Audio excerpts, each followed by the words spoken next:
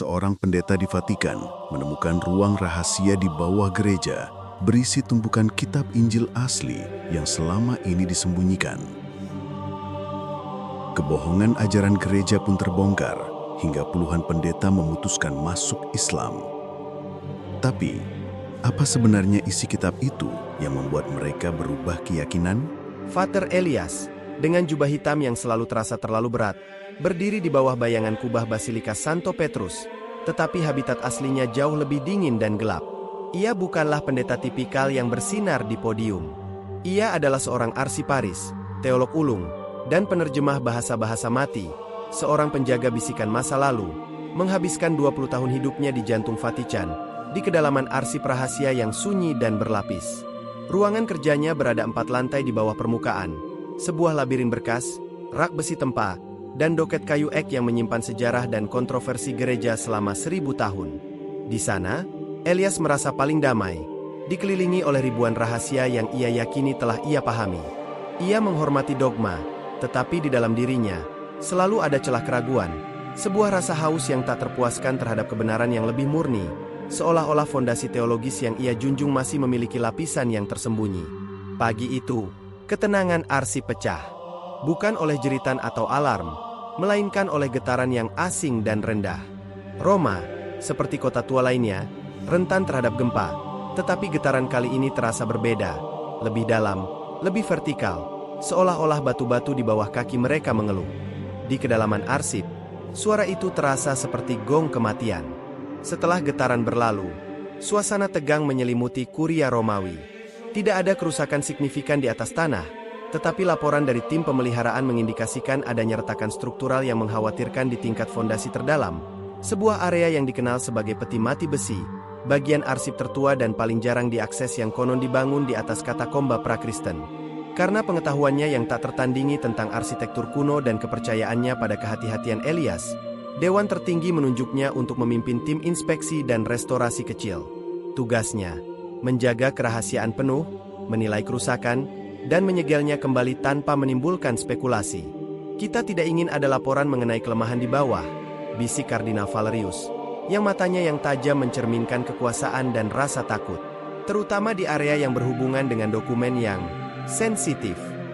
Elias mengangguk kaku. Ia membawa senter berdaya tinggi dan sketsa denah lantai yang berusia 3 abad. Bersama 2 insinyur bisu, mereka turun semakin dalam. Udara menjadi lebih berat, dingin, dan berbau belerang kering. Setelah berjalan melalui koridor batu yang berlumut, mereka mencapai tujuan, sebuah dinding batu pasir masif yang dibangun ulang pada masa Renaissance untuk memperkuat fondasi. Di sanalah, tepat di sambungan antara batu kuno dan plester Renaissance, terbentang retakan halus namun panjang, seperti goresan kuku di atas kulit yang tegang. Elias mendekat, menyentuh retakan itu dengan ujung jarinya yang kasar karena tinta dan perkamen. Saat kedua insinyur itu mulai mengukur dan memetakan pola keretakan, Elias merasakan keanehan. Di sekitar titik retakan itu, dinginnya udara terasa lebih menusuk. Namun pada saat yang sama, ada getaran panas yang sangat samar. Dinding itu terasa solid, tetapi ketika ia meletakkan telinganya pada batu yang dingin, ia menangkap resonansi aneh, suara gema hampa yang tidak seharusnya ada di dinding penopang masif.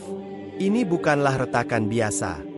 Retakan itu bukan hanya mengungkapkan kelemahan struktur, tetapi juga adanya ruang di balik struktur. Seluruh denah arsip yang ia hafal mati menyatakan bahwa di balik dinding ini hanyalah tanah liat padat dan fondasi bukit. Namun, intuisi seorang arsiparis yang telah hidup dengan rahasia selama 2 dekade memberitahunya, ada sesuatu yang bersemayam di sana, sesuatu yang dijaga oleh berabad-abad batu dan kebohongan. Ia menarik tangan, pandangan matanya terpaku pada retakan. Dinding itu, yang seharusnya hanyalah batu mati, terasa seperti kulit yang menutupi rahasia yang hidup dan bernapas. Elias memutuskan bahwa sebelum reparasi, ia perlu menyelidiki lebih jauh, bahkan jika ia harus melakukannya seorang diri. Ia baru saja menemukan pintu masuk ke labirin yang ia yakini tidak ada. Malam itu, dinginnya ruang arsip 4 lantai di bawah tanah terasa mencekam, bukan karena suhu, melainkan karena rahasia yang terpendam. Pater Elias kembali sendirian ke area peti mati besi. Ia mengenakan jubah gelap tanpa lencana kedudukan, membawa tas kulit lusuh yang berisi perkakas yang tidak pantas dimiliki seorang teolog, palu geologi kecil, pahat pipih, dan sebotol kecil asam lemah. Ia telah memberitahu penjaga malam bahwa ia harus menyelesaikan inventaris mendesak sebelum fajar. Beruntung, otoritasnya di arsip membuat mereka tidak bertanya lebih jauh. Jantung Elias berdetak cepat. Sebuah irama asing bagi tubuhnya yang biasanya dikuasai ketenangan akademis. Rasa bersalah karena menyembunyikan niatnya beradu dengan dorongan kebenaran yang tak tertahankan. Ini bukan hanya masalah arsitektur. Ini adalah panggilan spiritual. Gema hampa yang ia dengar siang tadi terasa seperti undangan bisu dari sejarah yang dikubur. Ia mencapai dinding batu pasir yang retak. Retakan itu masih di sana, tampak tidak berbahaya seperti goresan kuku. Elias pertama-tama menggunakan senternya untuk mencari perubahan warna atau tekstur pada plester. Ia berfokus pada area di mana ia merasakan resonansi hampa. Beberapa menit mencari, ia menemukan sesuatu yang hampir tidak terlihat. Garis rambut yang membentang vertikal dan horizontal di tengah dinding, sebuah sambungan yang ditutup rapat dengan mortir. Sambungan itu tidak sesuai dengan pola pembangunan ulang Renaissance. Elias tahu mortir itu rapuh. Ia dengan hati-hati meneteskan cairan asam lemah di sepanjang sambungan tersebut. Ada desis samar saat asam mulai bekerja, melarutkan material pengikat tua. Ia menunggu, sementara keheningan arsip menguji keberaniannya, hanya ditemani tetesan air dari saluran pembuangan kuno. Setelah beberapa menit, ia mengambil pahat. Dengan napas tertahan, ia menyelipkan ujung pahat ke celah yang melemah. Ia mengetuk pahat dengan palu, bukan dengan kekuatan, melainkan dengan presisi. Truk, truk. Setiap ketukan bergema di koridor kosong, namun gema itu teredam, ditelan oleh massa batu kuno. Pahatan itu memakan waktu hampir 1 jam. Keringat membasahi kening Elias. Ia bekerja dengan hati-hati agar tidak membuat kerusakan yang terlalu mencolok pada batu bata di sekitarnya. Akhirnya, dengan bunyi krek yang tajam dan memuaskan, sepotong mortir tebal copot, memperlihatkan tepi logam yang teroksidasi dan mekanisme engsel kuno. Itu adalah sebuah pintu rahasia yang telah disembunyikan dan dilindungi oleh dinding palsu selama berabad-abad. Elias membersihkan engsel dan mekanisme pengunci. Ia menyadari bahwa pintu itu tidak menggunakan kait atau kunci modern. Ia menggunakan sistem penyeimbang kuno. Ia merogoh ke dalam tasnya dan mengeluarkan sebuah dongkrak hidrolik kecil, alat yang ia pinjam dari Departemen Restorasi Patung. Ia memasukkan ujung dongkrak ke celah kecil di antara pintu dan kusen. Ia memompa dongkrak itu perlahan. Ada suara gerungan batu yang serak dan memilukan, seperti raksasa yang terbangun dari tidur ribuan tahun. Debu tebal yang berbau kapur dan sejarah berhamburan. Kemudian, dengan desahan berat, pintu batu masif itu berayun ke dalam, membuka lebar celah hitam pekat. Angin yang bertiup keluar dari lubang itu adalah yang paling mengejutkan.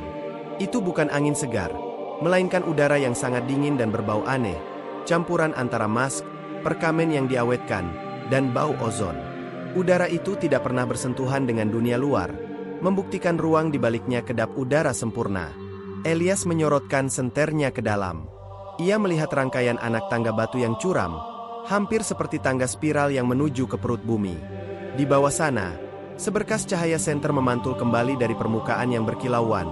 Mungkin debu, mungkin sesuatu yang lain. Ia menoleh ke belakang, memastikan tidak ada orang yang datang. Seluruh kehidupannya, seluruh keyakinannya, telah membawanya ke momen ini. Ia tahu begitu ia melangkah melewati ambang pintu ini, ia tidak akan pernah bisa kembali menjadi Vater Elias yang sama. Ini adalah pelanggaran suci terbesar, tetapi didorong oleh rasa haus teologisnya yang kronis, ia tidak bisa menolak. Elias mengikatkan tali ke salah satu rak arsip terdekat, sebagai pegangan dan penanda jalan. Dengan satu tarikan napas dalam-dalam, ia melangkah maju, kakinya menjejak anak tangga pertama. Pintu batu berat itu menutup di belakangnya, didorong oleh mekanisme penyeimbang kuno. Ia ditinggalkan dalam kegelapan yang hanya diterangi oleh senternya, menyusuri tangga menuju kebenaran paling tersembunyi gereja. Anak tangga itu terasa tak berujung, curam dan licin, melilit ke bawah seperti tulang punggung raksasa yang tertidur. Vater Elias harus berpegangan erat pada dinding batu dingin. Cahaya senter tunggalnya memantul-mantul di bebatuan yang dibentuk secara kasar, membuktikan bahwa tempat ini bukan bagian dari struktur gereja yang mewah, melainkan reruntuhan catacomb atau ruang penyembunyian kuno yang disamarkan. Setiap langkah dipenuhi bau mineral yang tajam bercampur dengan aroma perkamen yang berumur ribuan tahun. Bau sejarah yang murni, terisolasi dari kelembapan dan waktu. Setelah penurunan yang terasa seperti selusin meter, Tangga itu berakhir di lantai batu padat. Elias berdiri tegak dan menyorotkan senternya dalam gerakan perlahan 360 derajat. Ia berada di dalam sebuah ruangan bundar kecil, mungkin berdiameter hanya 7 meter. Namun di sanalah waktu terasa berhenti. Dindingnya ditutup dengan plester kapur, yang telah melindungi ruangan ini dengan sempurna. Tidak ada satupun tanda-tanda kerusakan, serangga, atau jamur. Ini adalah kapsul waktu yang sempurna. Udara di dalamnya begitu stagnan dan dingin hingga setiap hembusan napas Elias menggantung seperti asap putih. Namun, bukan kondisi ruangan yang membuat lutut Elias lemas. Itu adalah isinya. Ruangan itu kosong dari dekorasi keagamaan. Tidak ada salib, patung, atau lukisan dinding. Sebaliknya, ruang tersebut dipenuhi tumpukan. Bukan tumpukan koin emas atau artefak berharga, melainkan kitab-kitab. Ratusan, mungkin ribuan naskah kuno tersusun rapi di atas rak-rak batu yang dibangun melingkari dinding. Beberapa ditumpuk di tengah lantai di atas alas marmer rendah yang ditutupi kain linen tebal yang kini telah memudar menjadi abu-abu. Elias bergerak seolah dalam mimpi. Ia bukan sedang berjalan di arsip, melainkan di kuil yang dilupakan. Tangan-tangan tak kasat mata seolah melarangnya menyentuh. Namun dorongan profesionalnya memaksa. Ia mendekati rak terdekat. Kitab-kitab itu dibungkus dengan kulit yang tebal. Beberapa berwarna coklat tua, yang lain hitam pekat. Beberapa diikat dengan tali rami yang lapuk. Elias menyentuh salah satu gulungan. Rasanya berat, padat. Ia dengan hati-hati melepaskan ikatan yang paling longgar. Di bawah cahaya senter, ia melihat barisan tulisan kuno, bahasa yang ia kenal sebagai Yunani Koine, namun dengan gaya penulisan yang jauh lebih arkais daripada salinan yang ia pelajari. Namun, perhatian Elias tertarik ke pusat ruangan, tempat tumpukan utama naskah diletakkan, seolah-olah itu adalah altar. Kitab-kitab di sana berbeda. Mereka lebih besar, tebal, dan yang paling mencolok. Meskipun dibungkus kulit, di bawah lipatan kulit yang terbuka, Elias melihat kilauan samar. Ia berlutut di samping tumpukan itu. Senternya kini diletakkan di lantai.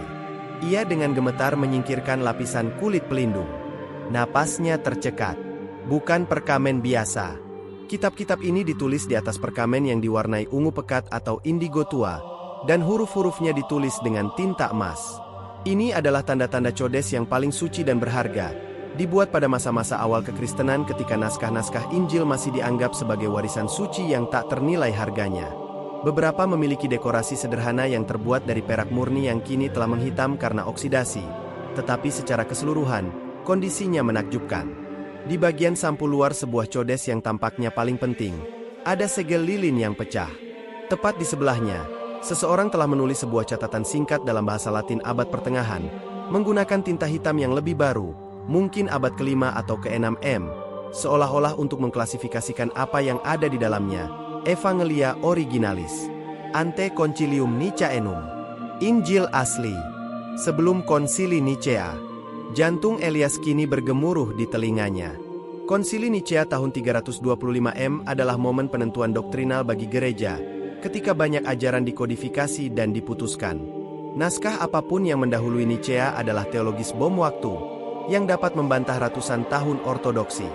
Dengan tangan gemetar, Elias membuka halaman pertama Injil emas tersebut. Tinta emas itu bersinar di bawah senter. Ia langsung mengenali bahasa aslinya, Aram. Dialek Timur, bahasa yang sama yang diakini digunakan oleh Yesus, Isa, sendiri. Elias menggeser jarinya ke bagian prolog. Ia mulai menerjemahkan dalam hati, kecepatan seorang ahli yang telah menghabiskan hidupnya dengan bahasa ini. Teks itu berbicara tentang Isa, Yesus, dengan istilah yang familiar, anak manusia, yang terpilih, Al-Masih.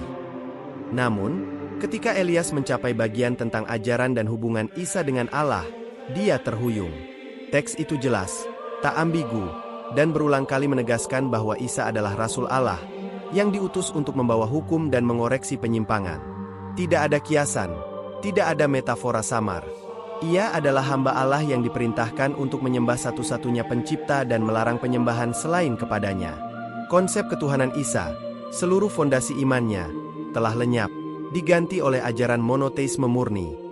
Teks itu bahkan menyertakan kalimat yang merupakan kutukan keras bagi siapapun yang berani meninggikan seorang nabi ke tingkat ilahi. Dalam keheningan absolut ruang bawah tanah itu, Father Elias menutup Injil emas tersebut.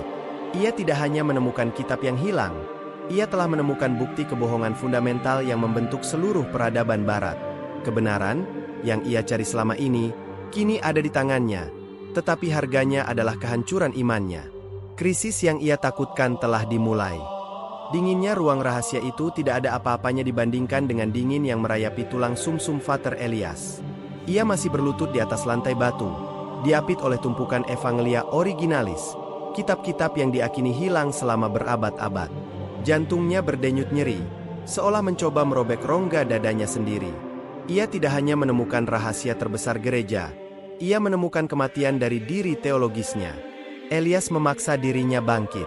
Ia tidak punya waktu untuk krisis eksistensial. Fajar akan tiba dalam beberapa jam, dan ia harus menyelesaikan tugasnya, yaitu memahami kedalaman pengkhianatan historis ini. Ia membuka gulungan alas yang ia bawa dan menyusun naskah Injil emas yang paling terawat di atasnya. Ia mengambil Injil kanonik, salinan yang ia bawa setiap hari, dan memulai perbandingan teliti. Dengan kecepatan dan ketelitian seorang arsiparis ulung, ia membolak-balik halaman Aramaik di satu sisi dan Latin Vulgata di sisi lain. Kontradiksi pertama yang ia temukan begitu mencolok adalah bagian yang berhubungan dengan doa. Dalam Injil emas, ada instruksi yang sangat eksplisit dan berulang-ulang mengenai cara bersujud dan memuji hanya kepada Tuhan Yang Maha Esa, dengan ritual gerakan tubuh tertentu yang ia kenali dengan jelas sebagai bentuk ibadah monoteistik murni. Sebaliknya, Injil kanonik yang ia pelajari menggeser fokus ibadah, seringkali menyertakan konsep doa melalui perantaraan, atau bahkan doa yang ditujukan kepada Isa sendiri. Teks Aramaik tersebut secara eksplisit melarang pemujaan terhadap siapapun selain Allah. Kontradiksi kedua, dan yang paling mematikan, terletak pada ajaran Isa tentang dirinya sendiri. Teks asli secara konsisten menggunakan istilah seperti Abda Allah, Hamba Allah, dan Rasulah Allah, Rasul Allah. Di Injil kanonik yang ia kenal, frasa-frasa tersebut seringkali digantikan atau dimodifikasi untuk menekankan konsep Son of God atau Sang Putra dalam konteks Trinitas, memberikan makna yang berbeda, bahkan mengubah peran Isa dari seorang nabi menjadi salah satu dari 3 aspek ilahi. Elias menyadari bahwa kata-kata aslinya sangat sederhana, jelas, dan lugas, menegaskan tauhid, keesaan Tuhan, secara mutlak.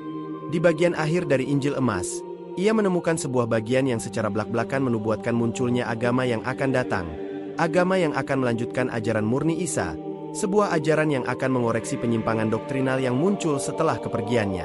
Meskipun teks tersebut tidak menyebut nama agama itu secara eksplisit, deskripsi tentang tata cara ibadah, hukum moral, dan penekanan mutlak pada keesaan Tuhan, membuat Elias merasa seolah-olah seluruh teologi Islam yang ia pelajari sekilas di universitas tiba-tiba memiliki landasan sejarah yang otentik. Elias bersandar ke dinding, kelelahan, dan terperanjat. Ini bukanlah Injil apokrifa yang menyimpang. Ini adalah Injil yang disembunyikan.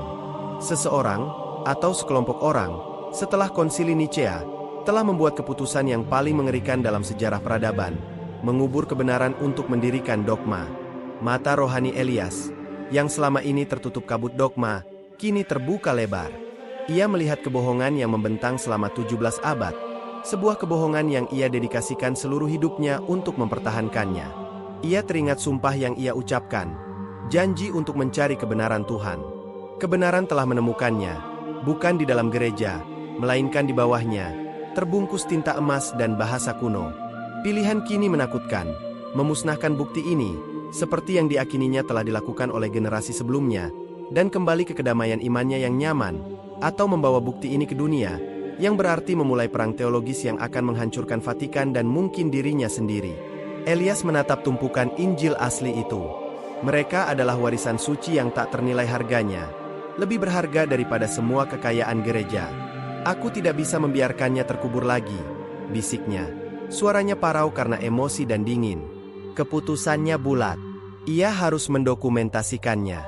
Ia harus menyalinnya. Dengan bergegas, ia membuka tasnya dan mengeluarkan satu-satunya alat modern yang ia miliki yang paling penting, pemindai portabel beresolusi tinggi dan beberapa chip memori terenkripsi. Ia tahu, untuk membuktikan kebenaran yang begitu besar, ia harus memiliki duplikat sempurna. Perang barusan dimulai, dan senjatanya adalah cahaya yang keluar dari tulisan emas. Waktu telah berubah menjadi musuh yang tak terlihat. Father Elias bekerja dengan kecepatan yang bertentangan dengan kehati-hatian yang seharusnya ia miliki saat menangani naskah berharga ribuan tahun. Pemindai portabelnya, sebuah keajaiban teknologi mini yang ditenagai oleh baterai litium, berdesis pelan saat mengambil gambar digital beresolusi sangat tinggi dari halaman-halaman Injil emas yang ditulis dalam bahasa Aramaik. Setiap halaman yang dipindai terasa seperti menanam ranjau darat di bawah fondasi gereja Katolik. Ia berfokus pada 3 codes utama, yang memuat ajaran tauhid yang eksplisit, yang merinci ritual sholat, sujud, dan yang berisi nubuat tentang agama yang akan datang. Ia harus menduplikasi inti dari kebohongan doktrinal ini. Elias telah mengatur ruang kerjanya di lantai batu yang dingin. Ia menggunakan kain linen yang ia bawa sebagai bantalan untuk setiap codes yang ia buka. Prosesnya melelahkan. Ia harus menyesuaikan pencahayaan senter agar tinta emas yang memantul tidak membuat flare pada gambar, sambil memastikan detail setiap guratan kaligrafi dan penuaan perkamen terekam sempurna. Pikirannya kini beroperasi di 2 level. Di permukaan, ia adalah seorang juru arsip yang teliti. Di kedalaman, ia adalah seorang pria yang menyaksikan seluruh kehidupannya hancur berkeping-keping. Rasul Allah, hamba Allah. Bisikan terjemahan Injil asli itu terus bergema di benaknya, menghancurkan citra ikonografis yang ia peluk sejak kecil. Ia menyadari bahwa seluruh doa yang ia panjatkan seumur hidupnya didasarkan pada salah tafsir, atau, lebih tepatnya, modifikasi yang disengaja. Setelah 2 jam tanpa henti, pemindai mengeluarkan bunyi bip pendek, menandakan chip memori pertama penuh. Elias segera mencabutnya. Itu adalah chip yang dienkripsi secara militer, dilindungi oleh algoritma yang hanya ia ketahui. Ia menyimpannya di saku terdalam jubahnya, menggantinya dengan chip baru. Data ini adalah polis asuransi nyawanya. Pukul 4 pagi. Ia tahu penjaga pagi akan mulai patroli dalam 1 jam. Ia harus segera pergi. Saat ia sedang mengemasi pemindai dan menyusun kembali kitab-kitab itu di atas alas marmer, tangannya menyentuh sesuatu yang kasar di sisi alas. Bukan batu alam, melainkan tanah liat kering. Ia menyalakan senter dan mengarahkannya ke lantai. Di sudut ruangan, tersembunyi di balik bayangan tumpukan naskah, ia melihatnya, jejak kaki. Itu bukan jejak kakinya, dan jelas bukan jejak kaki dari ribuan tahun lalu. Jejak itu berasal dari sol sepatu kulit yang modern dan bersih, sepatu yang sama yang dipakai oleh pejabat tinggi Vatikan atau Garda Swiss. Jejak kaki itu sedikit membasahi tanah liat kering yang tersebar di lantai, menunjukkan bahwa orang yang memilikinya baru saja ke sana, mungkin beberapa hari atau bahkan beberapa jam yang lalu. Ketakutan dingin mencekik tenggorokannya. Elias bukanlah yang pertama. Ruangan ini tidak sepenuhnya dilupakan. Seseorang yang memiliki pengetahuan dan akses telah mengunjungi ruang rahasia ini baru-baru ini. Ia mengikuti jejak kaki itu. Jejak itu berakhir tepat di depan rak batu yang paling padat. Elias mengamati rak tersebut, dan di balik bayangan sebuah codes besar, ia menemukan bukti kedua, goresan halus pada batu. Goresan itu bukan disebabkan oleh pahatnya. Itu adalah bekas alat yang jauh lebih ramping dan tajam, seperti mata obeng atau linggis kecil, yang digunakan untuk menggeser atau mengangkat batu penyegel. Seseorang telah memantau, atau setidaknya memelihara, rahasia ini secara aktif. Jejak kaki modern itu adalah pesan diam. Rahasia ini dijaga. Elias tiba-tiba merasa telanjang dan rentan. Jika mereka datang, ia bisa dianggap sebagai penyusup, atau lebih buruk, sebagai penghujat yang mencoba membocorkan kebenaran. Ia dengan panik mengembalikan Injil emas ke tempatnya, menyembunyikan alas, pemindai, dan perkakasnya. Ia menyentuh chip memori di sakunya. Bukti telah didapatkan. Elias memanjat tangga spiral yang curam, kini terbebani oleh rasa urgensi yang baru ditemukan. Ia tidak bisa hanya sekadar keluar. Ia harus menutup pintu rahasia itu dengan sempurna, menghilangkan semua jejaknya, dan kembali menjadi Father Elias yang tidak tahu apa-apa sebelum fajar. Jika jejak kaki itu milik penjaga rahasia, maka mereka akan segera kembali. Elias kini berada dalam perlombaan berbahaya melawan para penjaga kebohongan. Father Elias berhasil keluar dari celah retakan tepat pukul 4.45 pagi, hanya 15 menit sebelum dimulainya patroli pertama Garda Swiss. Ia menutup pintu batu yang berat, mendorongnya kembali ke tempatnya dengan tenaga yang mengejutkan, disokong oleh adrenalin. Ketika batu itu bergeser, ia menggunakan mortar kering yang ia siapkan di kantong jubahnya untuk mengolesi sisa-sisa retakan halus, menyamarkannya dengan sempurna di bawah bayangan altar. Ia tampak seperti seorang pendeta yang sedang menyelesaikan ritual kecil pembersihan pagi. Setelah mencuci tangan dan wajahnya dengan cepat di sakristi, ia kembali ke kamarnya, jatuh ke tempat tidur seolah baru saja menyelesaikan maraton spiritual. Namun, matanya tetap terbuka lebar, menatap langit-langit berukir. Chip memori terenkripsi di saku terdalam jubahnya terasa berat, bukan hanya karena data yang disimpannya, tetapi juga karena nasib yang kini ia pikul. Tepat pukul 6 pagi, di sisi lain Vatikan, dalam kantor yang terbuat dari marmer gelap dan kayu ek antik, Kardinal Julian Valerius sedang menyesap kopi espressonya. Ia adalah sekretaris kongregasi untuk doktrin iman, sebuah posisi yang secara informal menjadikannya kepala pertahanan teologis gereja. Wajahnya kurus, tajam, dan menunjukkan ketegasan baja yang telah teruji oleh politik internal Vatikan selama 30 tahun. Pagi yang damai itu hancur ketika telepon satelit khusus di mejanya berdering, mengeluarkan bunyi nada rendah yang hanya ditujukan untuk keadaan darurat tingkat 1. Valerius meletakkan cangkirnya, tatapannya membeku. "Laporkan," katanya, suaranya tenang namun memiliki otoritas absolut. Suara di ujung telepon berasal dari Komandan Sektor Bawah Tanah, Kapten Silva, yang baru saja menyelesaikan pemeriksaan rutin yang dipicu oleh gempa semalam. "Bapak Kardinal, segel di ruang 73 Delta terganggu. Kami menemukan tanda-tanda mortar baru dan jejak kaki tunggal yang sangat samar. Naskah-naskah itu utuh, tetapi ada indikasi penggunaan alat optik modern di dekatnya. Seseorang berhasil masuk dan keluar." Rahang Valerius mengeras. Ruang 73 Delta, atau yang mereka sebut lemari besi Nicea, adalah rahasia yang ia sumpah untuk lindungi di atas segalanya. Isi ruang itu, Evangelia Originalis, adalah senjata pamungkas yang, jika diungkap, akan mengakhiri kekristenan seperti yang dikenal dunia dan memicu perang agama global. Jangan libatkan Garda Swiss. Jangan berikan laporan tertulis. Siapa yang sedang bertugas di sektor arsip tadi malam? Perintah Valerius. Kapten Silva memberikan daftar singkat. Di antara para juru arsip yang bertugas, salah satu nama menonjol, Father Elias Vianney. Valerius segera teringat pendeta muda yang brilian itu. Elias dikenal karena keahliannya yang langka dalam bahasa Semit kuno, khususnya Aramaik. Ini bukan kebetulan. Valerius berdiri, matanya menatap siluet Basilika Santo Petrus dari jendela. Orang yang menemukan jalan masuk harus memiliki akses ke peta arsip lama atau memiliki keahlian untuk mengenali anomali struktural, gumamnya pada dirinya sendiri. Dan orang yang mampu membaca isinya haruslah Father Elias. Dalam hitungan menit, Valerius mengaktifkan jaringan intelijen pribadinya, yang terdiri dari pendeta, biarawati, dan petugas keamanan yang loyal secara eksklusif kepadanya. "Kami tidak mencari pencuri, kami mencari penyebar bid'ah," instruksi Valerius kepada letnan kepercayaannya. "Cari tahu setiap interaksi Elias dalam 24 jam terakhir. Amati perubahannya. Jika dia mengambil apapun, itu adalah data digital. Dia pasti akan mencoba untuk berbagi." Sementara Valerius merencanakan langkahnya, Elias menjalani hari pertamanya sebagai orang yang berubah. Ia memimpin misa pagi dengan jubahnya, melantunkan doa yang kini terasa seperti dusta di lidahnya. Ia melihat umatnya, orang-orang yang taat dan tulus, dan kesedihan menyelimutinya. Mereka berhak tahu. Di tengah khotbah, ia menangkap gerakan kecil di tepi pandangannya. Seorang pendeta parubaya yang seharusnya bertugas di perpustakaan Vatikan, berdiri di belakang pilar, menatapnya dengan intensitas yang tidak wajar. Pendeta itu, Frater Matteo, dikenal sebagai mata-mata Valerius. Tubuh Elias membeku. Jejak kaki di ruang rahasia itu bukan ancaman yang akan datang. Itu adalah ancaman yang sudah ada. Mereka tahu. Mereka sedang mengawasinya. Ia harus bergerak cepat.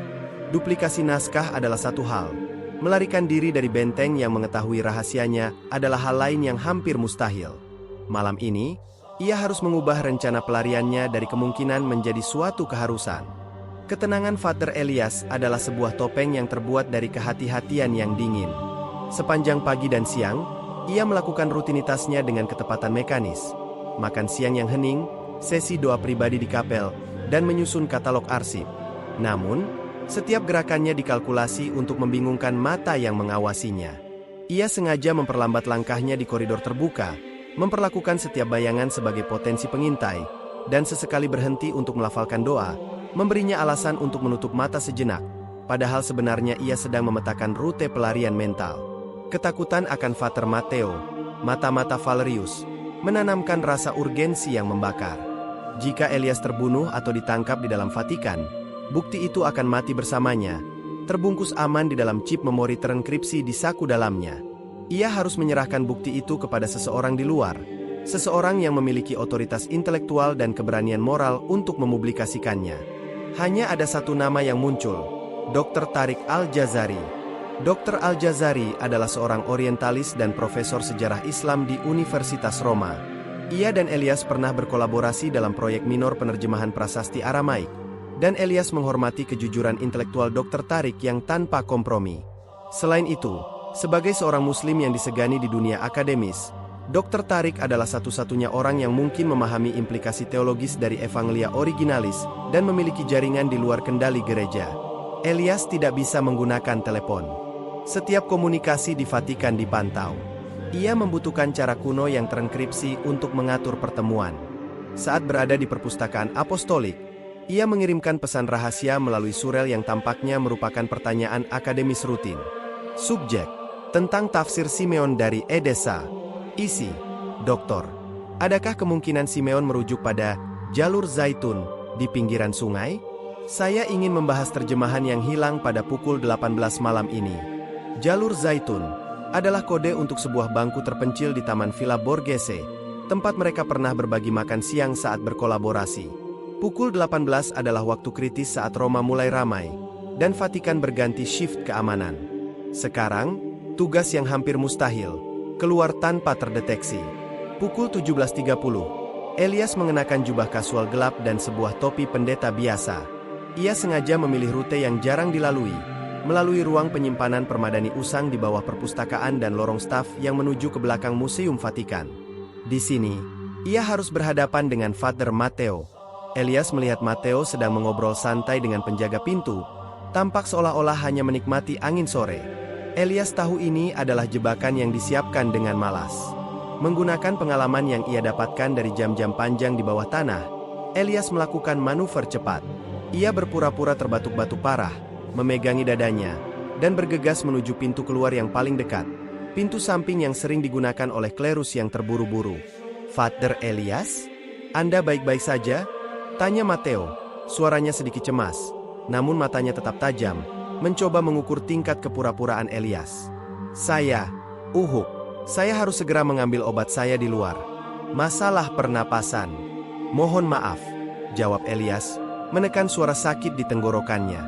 Ia tahu Matteo tidak bisa menghentikan seorang pendeta yang sedang sakit parah tanpa otoritas langsung dari Kardinal Valerius.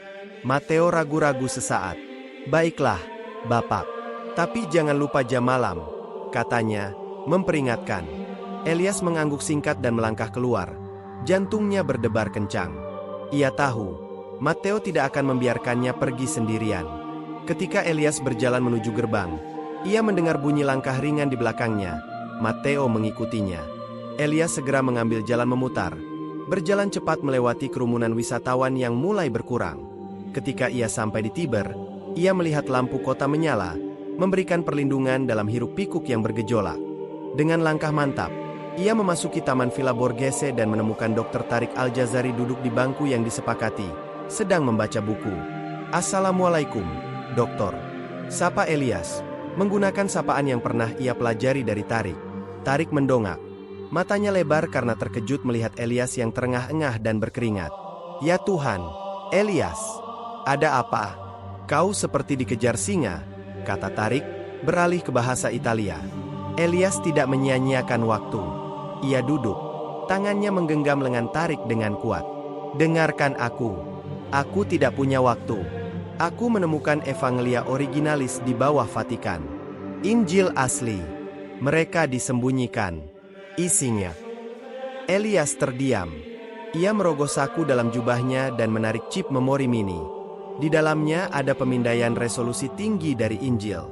Injil yang menyatakan keesaan mutlak Tuhan dan Nabi Isa sebagai rasul dan hamba Allah. Semua yang kita yakini adalah kebohongan yang disengaja. Kau harus membacanya. Kau harus menunjukkannya kepada dunia. Tariq menatap chip itu, lalu ke wajah Elias, yang kini diselimuti oleh keputusasaan dan kelelahan. Tarik menghela napas, menyadari bahwa taruhan di sini adalah nyawa. Ambil ini. Lari. Jangan buka.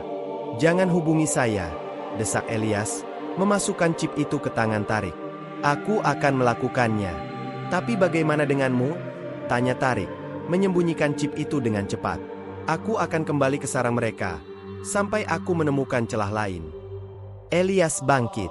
Saat ia berjalan menjauh dari bangku, ia melihat sekilas sosok Padre Matteo yang berpakaian sipil, yang tampaknya sedang berjalan santai di balik semak-semak, tetapi tatapan matanya mengarah lurus ke bangku tempat mereka duduk. Matteo terlalu jauh untuk melihat chip, tetapi ia melihat pertemuan itu. Elias menelan ludah. Ia berhasil menyerahkan bukti itu, tetapi ia kini telah mengonfirmasi bahwa ia adalah target. Babak pelarian sesungguhnya baru saja dimulai. Dr. Tarik Al-Jazari tiba di apartemennya di Trastevere, Roma, dengan perasaan dingin yang menjalar di punggungnya. Meskipun malam itu tenang dan dipenuhi hiruk-pikuk biasa dari restoran-restoran di sekitarnya, Tarik merasa seperti dia membawa sebuah permata yang dicari oleh setiap raja di dunia. Ia mengunci pintu ganda, menutup jendela, dan menarik tirai tebal yang biasanya ia biarkan terbuka. Chip memori kecil itu disembunyikan dalam lipatan jubahnya, terasa panas. Tarik menyalakan komputer pribadinya yang aman, sebuah mesin yang ia khususkan hanya untuk penelitian sensitif, dan memasukkan chip tersebut ke dalam pembaca eksternal. Layar monitor tetap gelap, memaksanya untuk menghadapi lapisan keamanan pertama, enkripsi hardware Elias. Elias tidak memberikan kunci, tetapi ia memberikan petunjuk. Ingat, Dr. Simeon dari Edessa, hanya orang yang memahami keterputusan dialek yang bisa melewati batas. Simeon dari Edessa adalah seorang ahli teologi abad ke-6 yang terkenal karena kerumitannya dalam menggunakan dialek Aramaik kuno yang berbeda-beda dalam satu kalimat. Tarik dan Elias pernah menghabiskan waktu berjam-jam mencoba memecahkan ciper linguistik Simeon. Tarik duduk tegak. Keterputusan dialek. Ia mulai mengetik urutan karakter Aramaik yang mencerminkan transisi dialek dari Edessa ke Yerusalem, sebuah kode sandi yang hanya akan digunakan oleh dua orang yang pernah mempelajari Simeon secara intensif. Setelah 3 kali percobaan, lampu LED pada pembaca chip itu berubah hijau solid. Tarik berhasil. Ribuan berkas gambar digital beresolusi sangat tinggi muncul, diatur dalam folder dengan label sederhana, Codes 1, Codes 2, dan Codes 3. Tangan Tarik gemetar saat ia membuka Codes 1. Layar dipenuhi gambar perkamen yang dipoles, warnanya kekuningan dan tintanya, dalam beberapa kasus, terbuat dari emas murni yang kusam. Itu adalah pemindaian yang jelas, lengkap dengan tanda penuaan, kerusakan air, dan yang paling penting, gaya kaligrafi yang identik dengan dokumen-dokumen abad pertama Masehi yang ia pelajari. Ini bukan pemalsuan modern. Ini adalah Injil asli. Tarik memfokuskan perhatiannya pada bagian pengantar, yang ditulis dalam bahasa Aramaik murni. Ia mengeluarkan buku catatannya dan mulai menerjemahkan cepat, kata demi kata, kalimat demi kalimat. Tiba-tiba, ia berhenti. Di hadapannya, tertulis dengan jelas dan gamblang, adalah monoteisme yang paling tegas. Teks itu berulang kali menyebut Tuhan sebagai Elah Fahida, Tuhan yang Esa. Tidak ada konsep Trinitas. Tidak ada pengakuan ketuhanan Isa. Sebaliknya, Isa dijelaskan dengan gelar yang konsisten dengan ajaran Islam, Ru'aullah, Roh Allah utusan, dan Abdullah, hamba Allah. Tarik merasa seperti seluruh bobot sejarah Eropa dan Timur Tengah jatuh menimpanya. Ia, seorang profesor sejarah, sedang memegang kunci yang mengunci rahasia historis terbesar. Bukti ini tidak hanya menguatkan iman pribadinya, tetapi juga membalikan 2 milenium doktrin yang dianut oleh miliaran orang. Itu adalah konfirmasi akhir bahwa ajaran yang dipraktikkan oleh para rasul pertama dan murid-muridnya adalah ajaran tauhid murni. Kengerian profesionalnya segera diimbangi oleh ketakutan pribadinya. Jika Elias benar, dan Vatikan telah membunuh untuk menjaga rahasia ini, mereka pasti akan membunuh untuk mendapatkannya kembali. Tarik melompat dari kursinya, menyadari bahwa ia telah meninggalkan chip itu terpasang. Ia mencabutnya dan menyembunyikannya di tempat yang mustahil, di bawah lapisan ganda isolasi termal di dalam unit AC yang jarang digunakan di kamarnya. Dia kemudian pergi ke jendela, menarik tirai sedikit. Di seberang jalan, ia melihat sebuah mobil sedan hitam diparkir dengan lampu mati.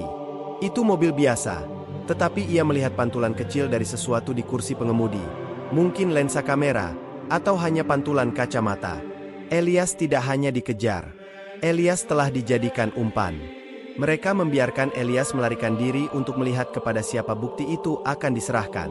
Tarik sekarang menjadi penjaga bom itu. Ia harus segera meninggalkan Roma. Ia tidak bisa membawa bukti itu ke bank atau akademisi lokal. Jejaring Valerius terlalu dalam. Ia membutuhkan perlindungan internasional. Hanya ada satu pilihan, Berlin. Di sana, ia memiliki kolega di lembaga Max Planck yang memiliki laboratorium kriptografi dan etos akademis yang benar-benar kebal dari tekanan gereja. Dalam waktu 10 menit, Tarik mengemasi tasnya. Paspor, uang tunai, laptop cadangan kosong, dan chip memori yang kini tersembunyi dalam kotak rokok kuno. Ia menghapus semua jejak pekerjaannya dan meninggalkan apartemennya melalui pintu belakang darurat, meninggalkan kehidupan akademisnya yang teratur demi menjadi seorang buronan.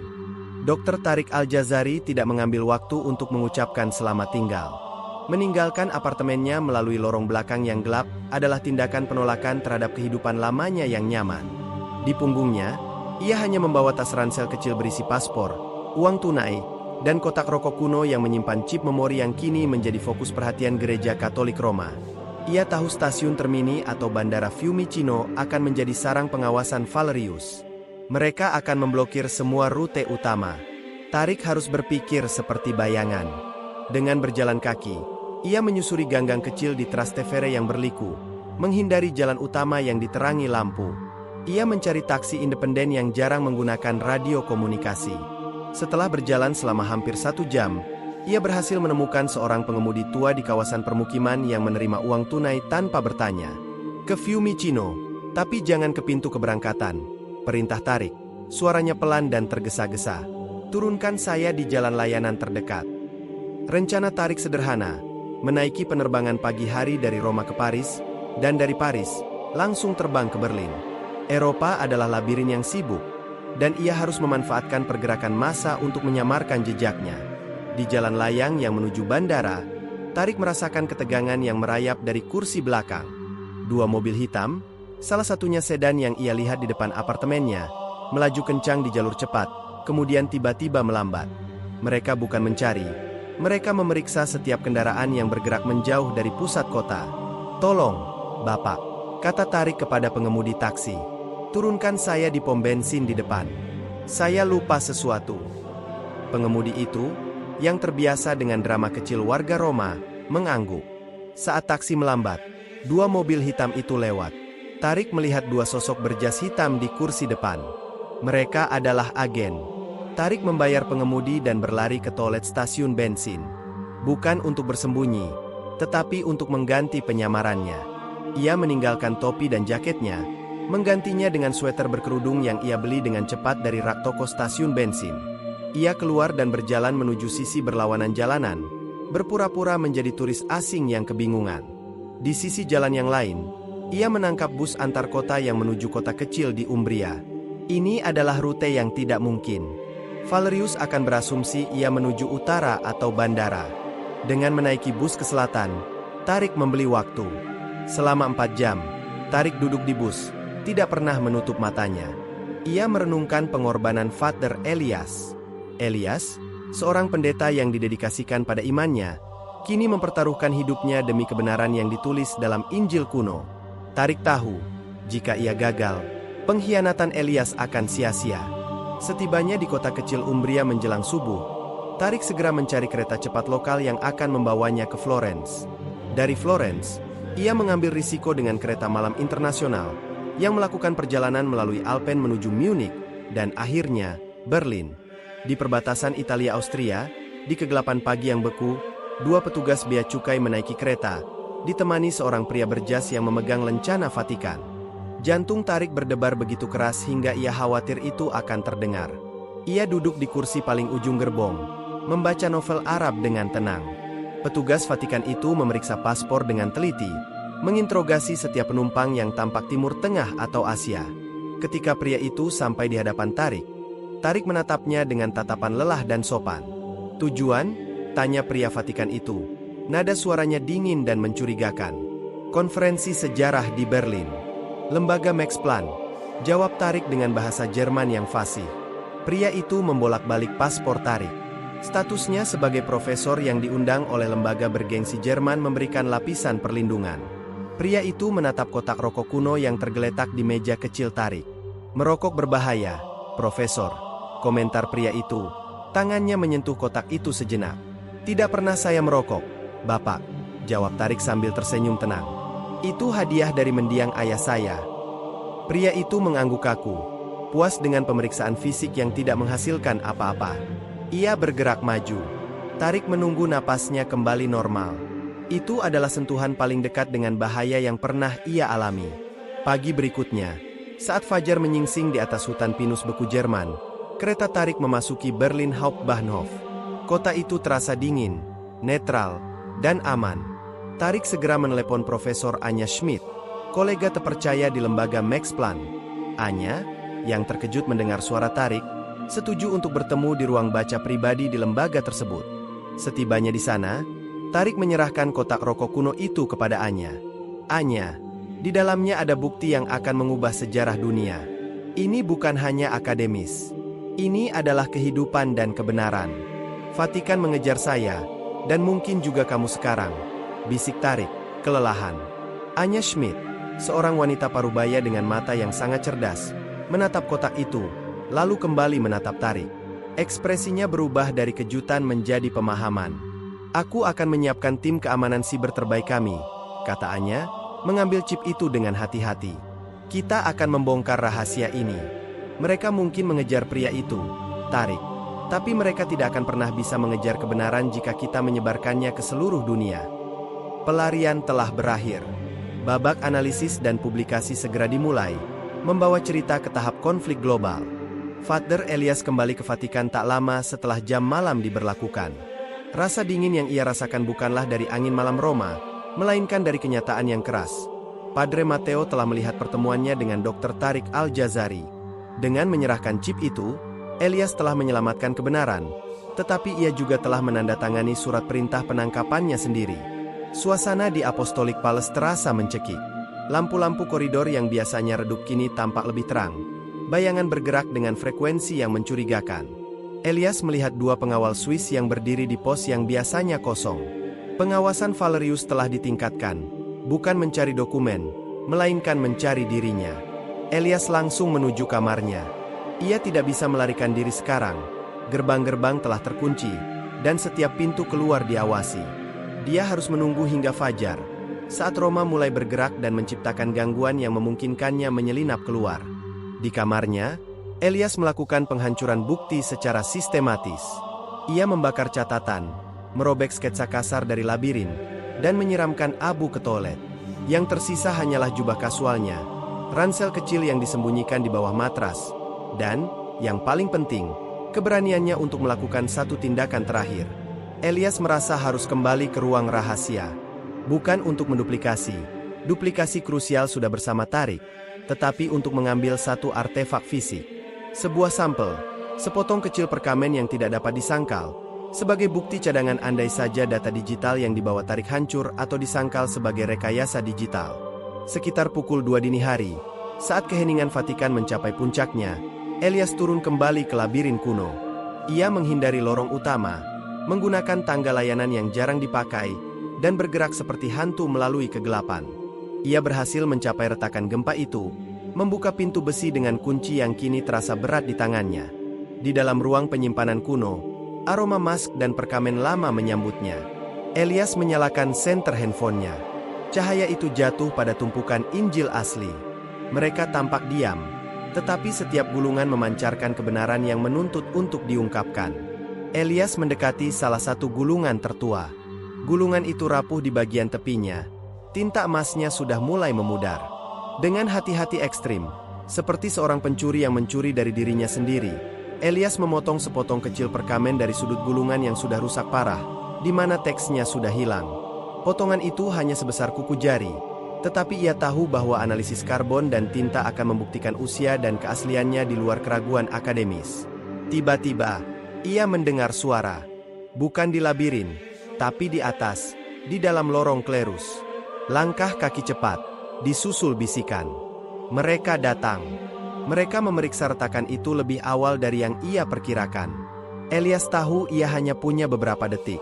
Ia menyembunyikan fragmen perkamen itu di dalam liontin salib kuno yang selalu ia kenakan.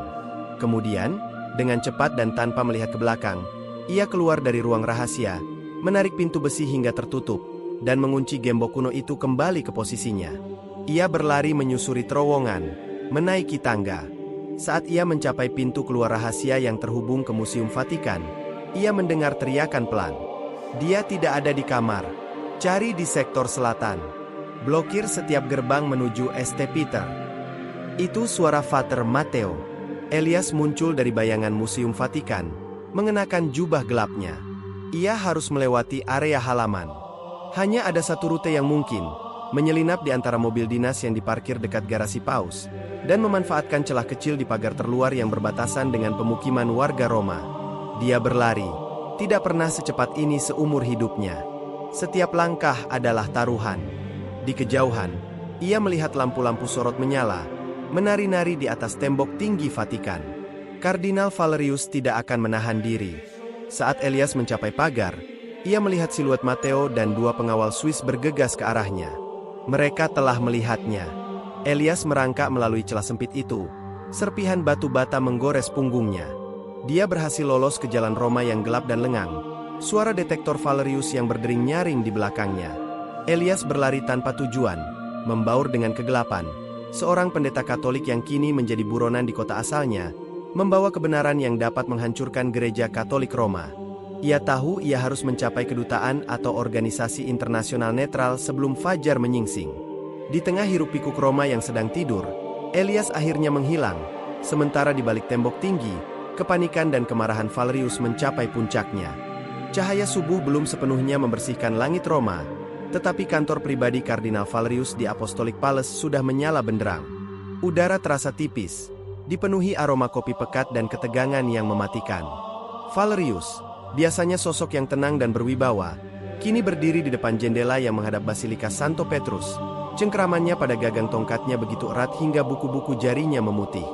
Di hadapannya, Padre Matteo gemetar, sementara dua kepala unit keamanan, komandan pengawal Swiss dan seorang veteran intelijen gereja yang hanya dikenal sebagai Il Nero, si hitam, berdiri tegak seperti patung.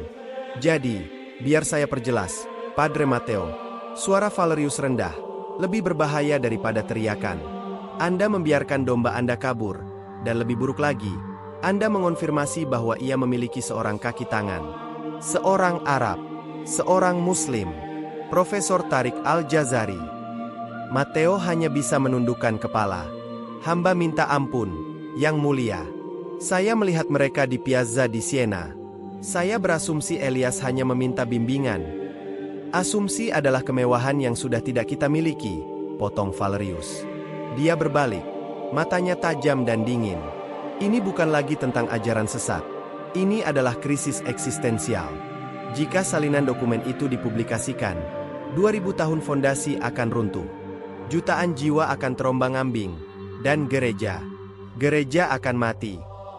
Valerius tidak membuang waktu untuk emosi.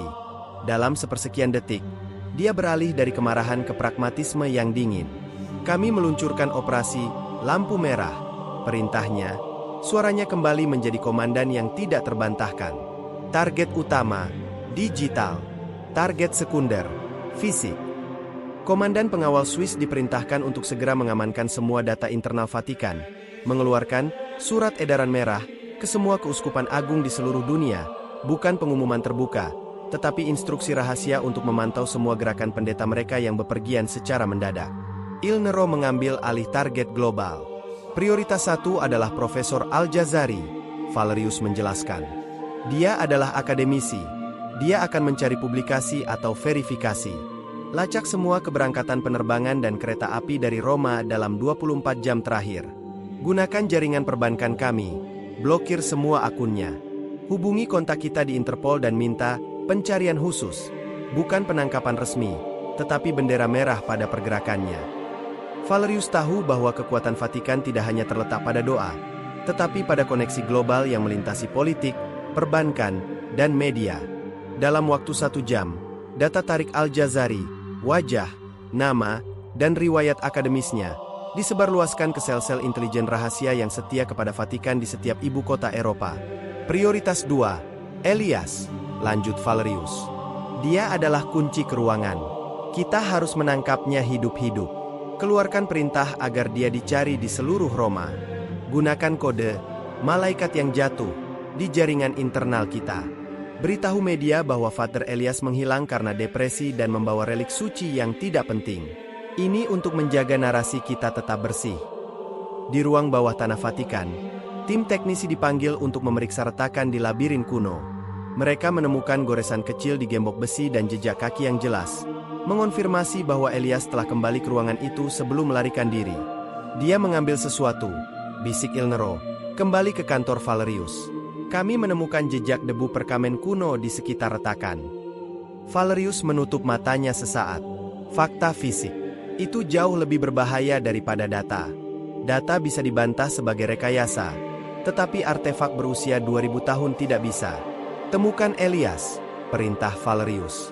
Jika kita menemukan Elias, kita menemukan apa yang dia ambil, dan kita menemukan sisa-sisa Injil itu. Jika dia menolak, musnahkan dia, tetapi dapatkan artefak itu kembali. Operasi lampu merah telah aktif. Di Berlin, Dr. Tarik dan koleganya, Anya Schmidt, baru saja memulai analisis chip, tidak menyadari bahwa jaringan intelijen yang jauh lebih tua daripada negara manapun di dunia sedang menutup ruang gerak mereka. Sementara itu, Father Elias, berjalan sendirian di jalanan Roma, telah menjadi buronan yang paling dicari dalam sejarah gereja, membawa fragmen kebenaran terakhir yang tersisa. Perburuan global telah dimulai. Lembaga Max Planck di Berlin, biasanya menjadi tempat yang tenang bagi penelitian yang sabar, kini menjadi sarang aktivitas rahasia. Dr. Tarik Al-Jazari dan Profesor Anya Schmidt telah mengisolasi diri di ruang bawah tanah, ruang server yang secara fisik terputus dari jaringan eksternal untuk mencegah serangan siber dari Vatikan. Anya, ahli dalam filologi dan kriptografi naskah kuno, bekerja dengan dua rekan terpercaya, seorang ahli paleografi, dan seorang insinyur perangkat lunak yang berspesialisasi dalam restorasi data super resolusi. Keempatnya menatap layar, di mana ribuan citra gulungan perkamen yang diambil Elias kini diproses. Gaya penulisan tangan ini, bisik Anya. Matanya membesar saat ia membandingkan salah satu citra dengan basis data naskah kuno yang ia miliki. Ini adalah Aramaik yang sangat awal, dengan dialek Yerusalem yang digunakan pada abad pertama Masehi. Ini bukan salinan, Tarik. Ini original. Mereka beralih ke analisis isi. Halaman demi halaman, doktrin gereja Katolik mulai runtuh. Perbedaan utamanya mencakup 3 poin yang eksplosif. 1. Konsep ketuhanan, di mana Yesus, Isa, secara jelas digambarkan sebagai utusan yang mulia dan manusia, bukan sebagai Tuhan yang menjelma. 2. Peran Bunda Maria, yang disucikan tetapi secara eksplisit disebut memiliki anak-anak lain setelah kelahiran Yesus.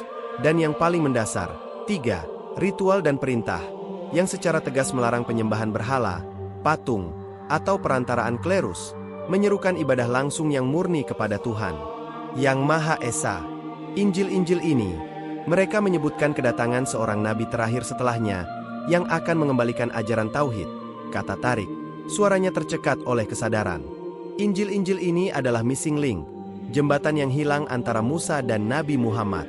Mereka mengonfirmasi ajaran Islam. Reaksi tim beragam. Ahli paleografi itu, seorang Katolik yang taat, mundur dari meja, wajahnya pucat. Ini mustahil, gumamnya. Keyakinan ribuan tahunnya hancur dalam hitungan jam. Sebaliknya, insinyur perangkat lunak itu, seorang ateis, menatap data dengan kagum. Ini adalah temuan arkeologi paling penting sepanjang masa, terlepas dari implikasi teologisnya. Tiba-tiba, alarm berbunyi. Bukan alarm siber, tetapi sirene fisik di luar gedung Max Planck. Anya segera menghubungi kepala keamanan mereka. Apa yang terjadi? Polisi federal Jerman di gerbang. Profesor, jawab suara di telepon. Mereka punya surat perintah pencarian. Katanya, Profesor Al-Jazari adalah target Interpol untuk penyelidikan terorisme terkait jaringan kejahatan transnasional. Valerius telah bergerak cepat. Operasi lampu merah tidak menggunakan kekuatan militer Vatikan, tetapi koneksi politik yang tak terlihat, menodai nama Tarik dengan tuduhan terorisme, sebuah taktik yang pasti akan membuat pemerintah manapun bertindak tanpa pertanyaan. Mereka tidak akan mengizinkan kita keluar dari ruang server ini, kata Tariq, menyadari jebakan itu. Mereka akan mengambil data ini dan menyimpannya di arsip Vatikan untuk selamanya. Anya bertindak cepat, mengambil chip memori utama. Kita harus menyebarkannya sekarang. Kita tidak bisa membiarkan mereka mengambil data ini. Aku akan mengirimkan salinan digital ke jurnalis investigasi yang paling tidak takut di Eropa, ke media Timur Tengah, dan ke beberapa universitas Islam terkemuka. Dalam detik-detik sebelum polisi mencapai pintu baja ruang server, Tariq dan Anya mengunggah paket data trankripsi yang berisi salinan lengkap Evangelia Originalis. Mereka menggunakan jaringan peer-to-peer anonim yang kompleks, membagi data menjadi ribuan paket kecil dan menyebarkannya ke seluruh dunia. Ketika pintu baja meledak terbuka dan polisi federal menyerbu masuk, Tariq dan Anya telah menyelesaikan tugas mereka. Mereka ditangkap dan segera diborgol. Namun, Valerius terlambat. Mereka telah memenangkan pertempuran digital. Di seberang Eropa dan Timur Tengah, notifikasi aneh muncul di kotak masuk para akademisi dan jurnalis. Sebuah file trankripsi bernama Kebenaran di bawah St. Peter. Valerius mungkin telah mendapatkan Tariq dan Anya, tetapi kebenaran itu kini berada di luar jangkauannya, menyebar seperti api yang tak terlihat, siap membakar dunia. Babak publikasi global telah dimulai. Penyebaran file trankripsi Kebenaran di bawah St. Peter yang dilakukan Dr. Tariq Al-Jazari dari Berlin bukanlah sekadar kebocoran data, itu adalah tsunami digital. Dalam waktu 48 jam, citra resolusi tinggi dari Evangelia Originalis dan terjemahan profesionalnya tersedia di setiap benua, diterjemahkan ke dalam 10 bahasa utama. Dunia, yang baru saja pulih dari guncangan geopolitik, kini dihadapkan pada gempa teologis. Headline-headline media global bersaing dalam nada histeria. Yesus seorang nabi, bukan Tuhan. Dokumen abad pertama mengguncang iman Kristen. Gereja menutup kebenaran selama milenium. Dan yang paling provokatif, kitab asli mengonfirmasi ajaran tauhid. Di Vatikan, suasana yang semula tegang kini berubah menjadi kepanikan yang terorganisir. Kardinal Valerius, yang kini sepenuhnya memimpin operasi Lampu Merah, muncul di hadapan dunia dalam konferensi pers darurat yang disiarkan langsung. Wajahnya adalah topeng dari otoritas yang keras dan marah. Ini adalah serangan yang terencana dan jahat terhadap iman Kristiani, deklarasi Valerius. Suaranya menggelegar melalui pengeras suara. Dokumen yang diedarkan ini adalah pemalsuan digital tingkat lanjut, rekayasa oleh ekstremis yang bertujuan untuk mendiskreditkan gereja dan menciptakan kekacauan spiritual. Kami memiliki bukti intelijen bahwa ini adalah bagian dari jaringan konspirasi anti-Kristiani yang lebih besar. Valerius dan juru bicara Vatikan bersumpah bahwa mereka akan memverifikasi setiap piksel data tersebut dan menjamin bahwa umat beriman tidak perlu meragukan dogma yang telah dipegang teguh selama 2000 tahun. Namun, di balik panggung, tim ahli paleografi Valerius berjuang keras. Mereka mengakui secara rahasia, di hadapan kardinal, bahwa kualitas citra, konsistensi aksara Aramai kuno, dan konteks historisnya terlalu sempurna untuk menjadi palsu. Penyangkalan publik mereka terasa semakin berongga. Dampak sebenarnya tidak terjadi di kalangan akademisi yang ragu, tetapi di kalangan klerus itu sendiri. Di seminari-seminari, di kantor-kantor keuskupan, dan di biara-biara yang sunyi, para pendeta dan biarawan menghabiskan malam tanpa tidur. Mereka tidak bisa lagi mematikan telepon atau mengabaikan berita. Banyak dari mereka yang selama ini menyimpan keraguan teologis atau ketidakpuasan terhadap ritual gereja, kini membaca Injil asli itu dengan hati yang hancur sekaligus penuh harapan. Mereka membaca deskripsi Yesus, Isa, sebagai seorang manusia yang lembut, yang sholat dan bersujud, yang tidak pernah mengklaim ketuhanan, dan yang dengan tegas melarang penyembahan berhala. Ini adalah kebenaran yang lebih sederhana, lebih murni, dan yang anehnya, memberikan kedamaian yang tidak pernah mereka temukan dalam kompleksitas Trinitas. Pergolakan itu mencapai titik puncaknya di Paris. Pater Damien Dubois, seorang pastor paroki yang dicintai di pinggiran kota, mengumumkan pengunduran dirinya dari imamat secara terbuka. Dikelilingi oleh para jurnalis yang mengerumuninya, Dubois tidak hanya mengundurkan diri, ia melangkah lebih jauh. Setelah membaca firman murni yang tersembunyi selama berabad-abad, saya harus jujur pada hati nurani saya, kata Dubois, suaranya mantap meski gemetar. Kita telah tersesat dari ajaran Nabi Isa yang sebenarnya. Ajaran Injil asli itu adalah tauhid, murni, dan langsung kepada Tuhan yang Maha Esa. Saya tidak bisa lagi mengajarkan kebohongan. Di hadapan kamera global, Father Damien Dubois mengucapkan 2 kalimat syahadat, menyatakan keislamannya, dan memilih nama barunya, Imam Idris. Reaksi langsung terjadi.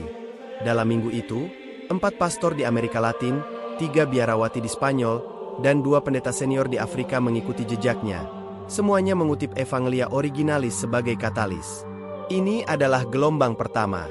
Puluhan pendeta lain, yang masih berada di bawah tekanan dan pengawasan gereja, mulai mengadakan pertemuan rahasia, menyiapkan pengumuman massal yang jauh lebih besar.